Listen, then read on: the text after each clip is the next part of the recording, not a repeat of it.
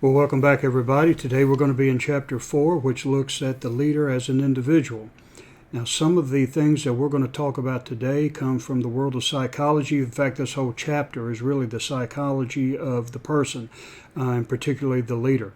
There are a lot of studies out there. There are a lot of inventories and surveys and questionnaires that try to identify just what type of person each and every one of you leaders are. Being self-aware, though, is important. Now, you can take these surveys, you can take these questionnaires, and much of it is really stuff you already know. But to be aware of it and to be able to know that this is the type of person that I am as far as personality, attitude, disposition, this is the way I think, and this is my attitude toward employees. These are the things that we're going to be looking at, particularly in Chapter 4, as we take a look at you, the leader, as an individual.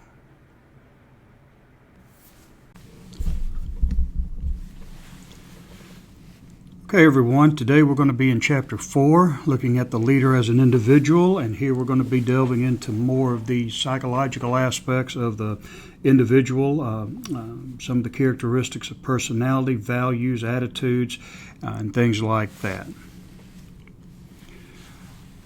One of the ways that we can become better leaders is to become more aware of ourselves and to know our strengths and weaknesses and so forth.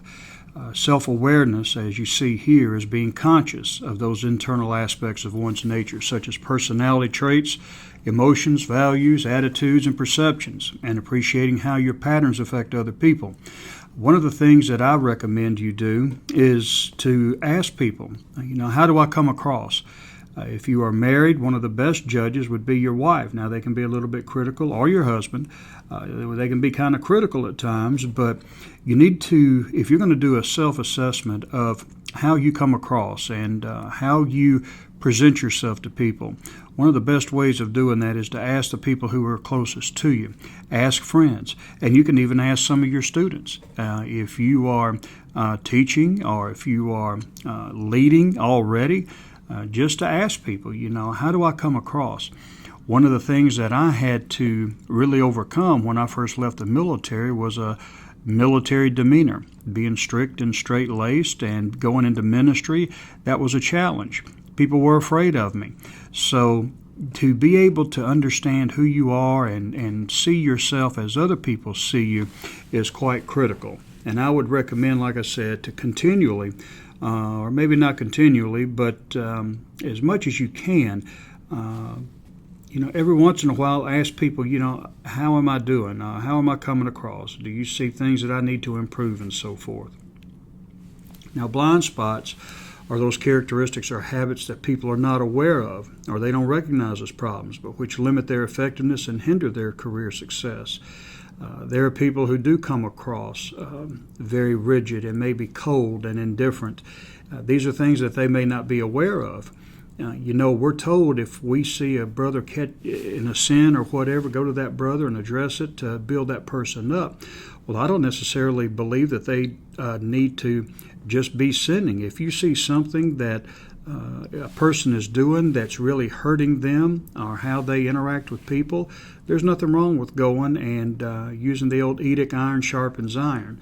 But blind spots are those areas that you don't even realize you are exhibiting that could hurt you in the long run. As people interpret you one way, it may be totally different from the type of person that you are.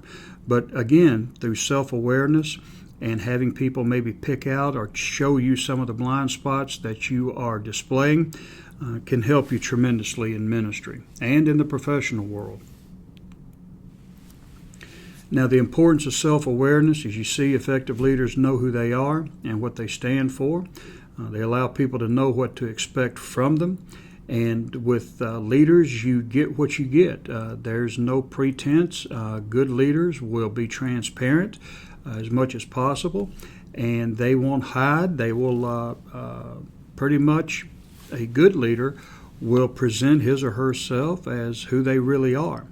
We see too many times today, especially in politics, it's hard to trust anybody because they promise things and they come across as one way, but yet they're totally different in real life or in the times when they are elected and so forth.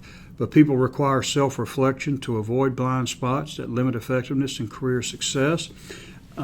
Self-reflection is good, but we have a tendency to really not be very judgmental on ourselves. When it comes to our behaviors, a lot of times we may gloss over or we may not emphasize key areas. So that's why it's always good to have someone else to give you a loving and genuine assessment of how you come across, your weaknesses and strengths and so forth. One of the things that I teach is a SWOT analysis, and I'm sure if you've had me before, you know what the SWOT analysis is: strengths, weaknesses, opportunities, and threats. You can kind of do something like that. What are my strengths? What are my weaknesses? What are the opportunities there for me? And what are the threats? Well, this time a threat may be you. What is it that threatens you being able to achieve what you want to achieve from a leadership position because of your personality, demeanor, and so forth? Now, personality is the realm, resides in the realm of psychology. There are volumes and volumes of books dedicated to personality alone. And really, people don't understand exactly what personality is. Personality is what we call a construct. A construct is something that we can kind of experience and see, but we really can't tangibly measure it, touch it, hold it, or whatever. Happiness, for instance, is a construct. How do you measure happiness? That's a very subjective type of experience. We can't measure it other than just how the person appears to be and so forth. But there are a lot of people that I know who will smile and be just seething with anger. So it's very difficult in the realm of psychology to be able to define some of these constructs, but personality is a construct, and it's the set of unseen characteristics and processes that underlie a relatively stable pattern of behavior in response to ideas, objects, and people in the environment. In other words, personality is really who you are. It's the pattern of ideas, behaviors, and so forth that make you who you are. Now, opinions vary about personality, but most of the people today agree that your personality doesn't change. Now, you may take on different personas. For instance, you may be outgoing in your professional life. For me, I'm a pastor, and we'll use me as an example. I'm a pastor, so I have to be outgoing. I have to be assertive. I can't be shy or timid around people because it puts them off. So I may be, in the realm of personality, an extrovert. These are people who are outward. They're outgoing. They are personable and so forth.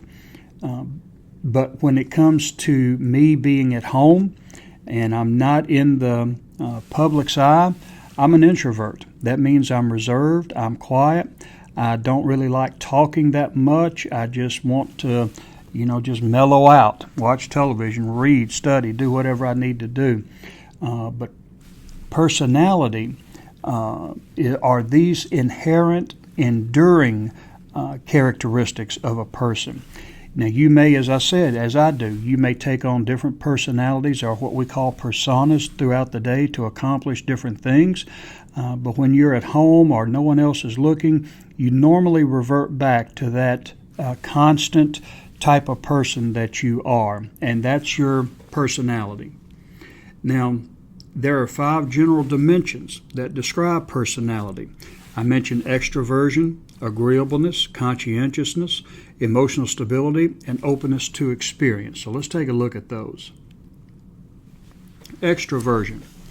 Well, that's the degree to which a person is outgoing, sociable, talkative, and comfortable meeting and talking to new people. And it includes the characteristics of dominance. They like to be in control and influence others. They're self-confident. They seek positions of authority, and they're competitive and assertive. These are the outgoing individuals. These are the competitors and so forth. And you probably know plenty of those. You may be like that. And there's nothing inherently wrong with that. But they are very confident in their thinking, in their actions and so forth, their behaviors. They know what they want and they go after it. These are the individuals also, like in a party, they have no problems talking or meeting people and so forth. Me, I can't stand to do that. I don't like to be in parties where I don't know people or anything like that. It's very uncomfortable for me. But some people, they've never met a stranger. They can just walk up to them and start a conversation up and act like they've known them for years. But these are the extroverts. Now, agreeableness, that's the degree to which a person is able to get along with others by being good-natured, cooperative, forgiving, compassionate, understanding, and trusting. They're warm and approachable. They're more agreeable people are more likely to get and keep jobs. And overly agreeable people tend to be promoted less and earn less money. And the reason why is because they get stepped on. They don't want to hurt anybody, or they don't want to rock the boat, or they worry more about other people's feelings than their own. Now, there's something that I want to talk to you about, I guess, at this point, and as we're looking at strengths and weaknesses of all of this stuff. Any and every one of these personality characteristics can be a strength. You can be agreeable and it be a strength. As we said here, you're warm, approachable. People gravitate towards those people, especially when it comes to needing help or needing advice and so forth.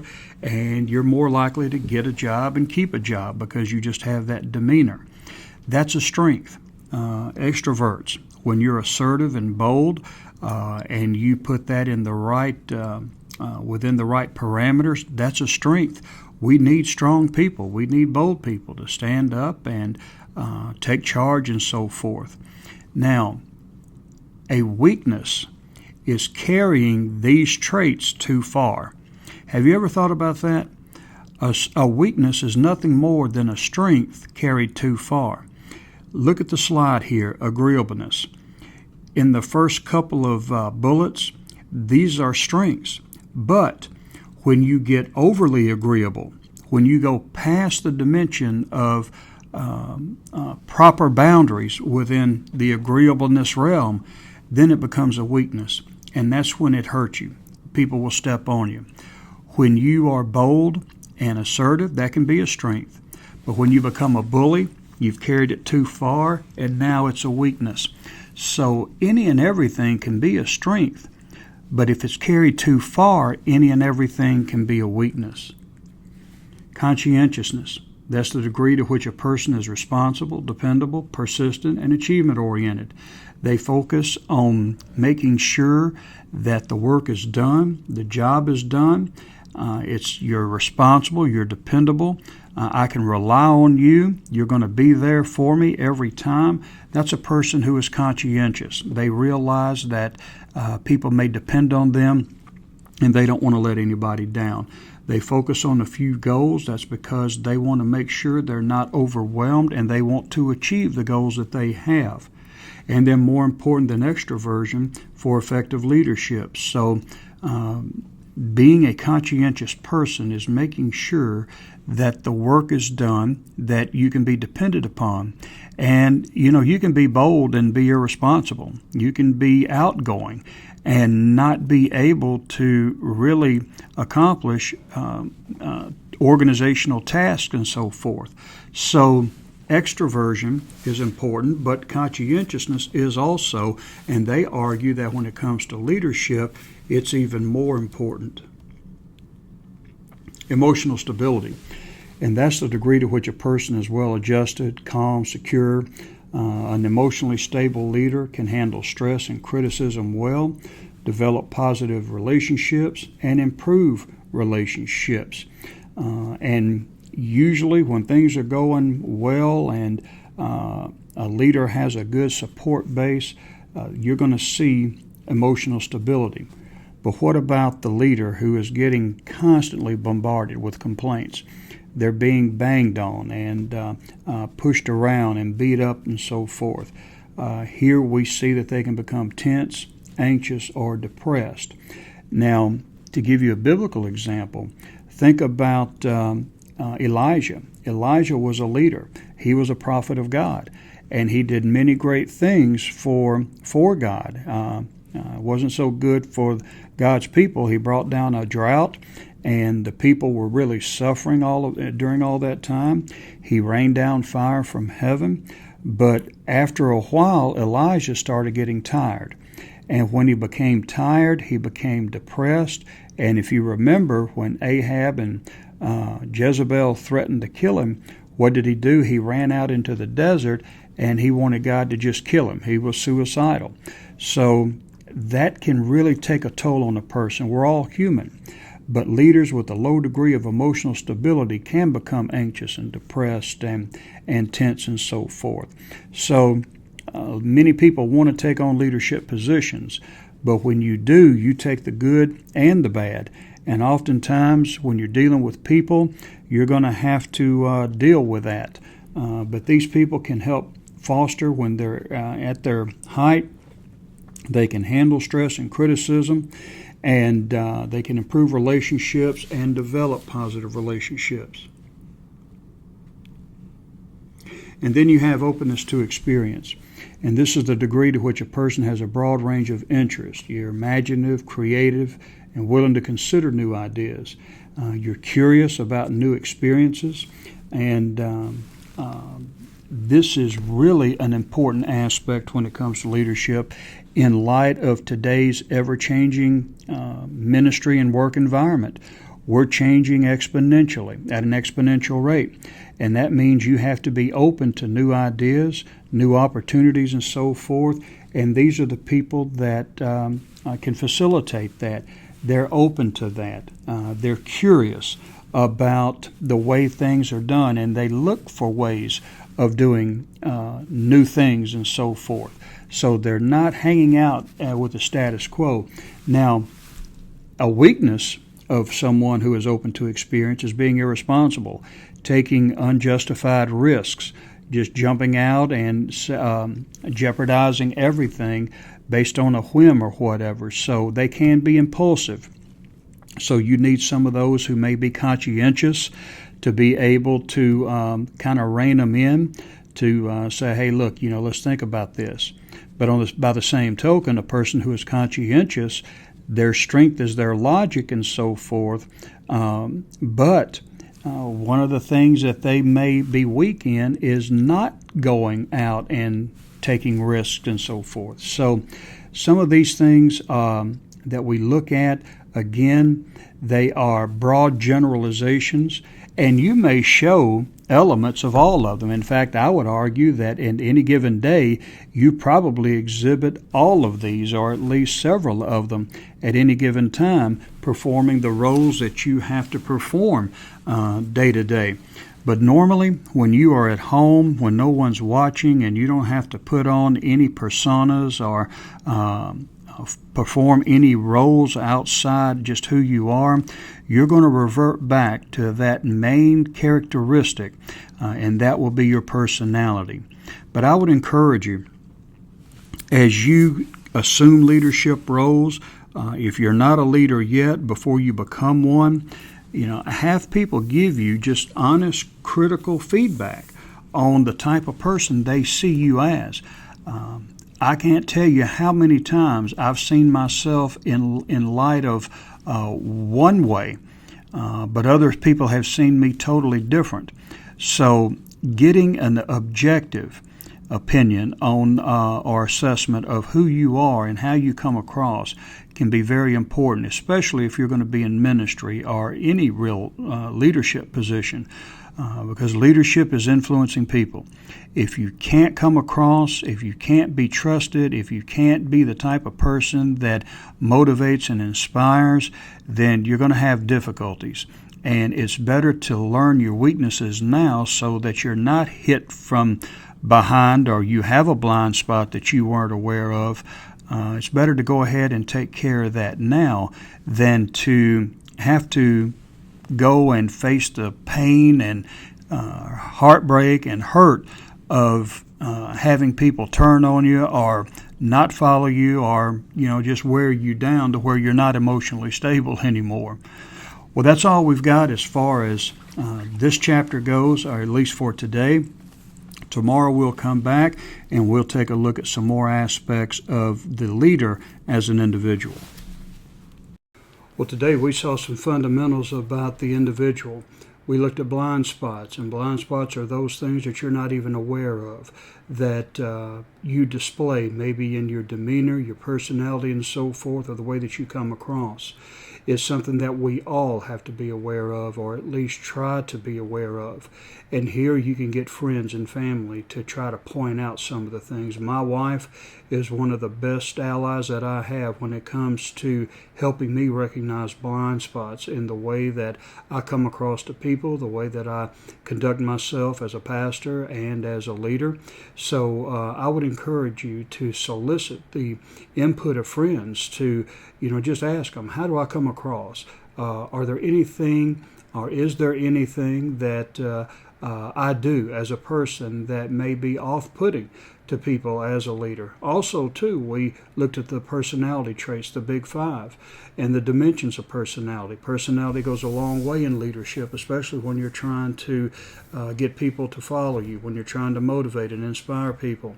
So these are some of the fundamentals. Again, this is all really within the realm of psychology, but it does involve you as a leader. If you're going to be effective to be able to work with people, you need to understand yourself. So this will be it for today. We'll get back together tomorrow as we continue on with personality and the individual as a leader.